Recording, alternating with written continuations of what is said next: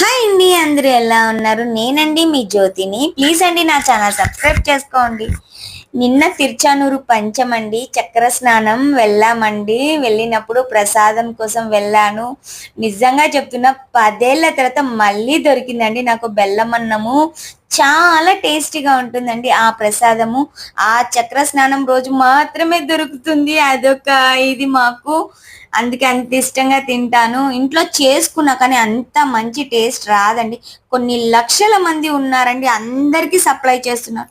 వీళ్ళకు ఉంది, వీళ్ళకు లేదు అని లేకుండా అందరికీ తృప్తిగా పెడుతున్నారు. సాంబార్ రైస్, ఉప్మా, చట్నీ, మళ్ళీ కర్డ్ రైస్, ఈ బెల్లం పొంగలి, కావాల్సిన వాళ్ళకి కావాల్సింది తింటూ తింటూ ఉండండి, మేము సప్లై చేస్తూ ఉంటామని చేశారండి చాలా ఓపిక్గా తిరుచానూరు వాళ్ళు. తర్వాత స్నానానికి వెళ్ళాం. స్నానం చేసి వచ్చి అక్కడ స్నానం చేసి ఏదైనా మన కోరికలు ఉంటే తీరుతాయండి. బాయ్ అండి.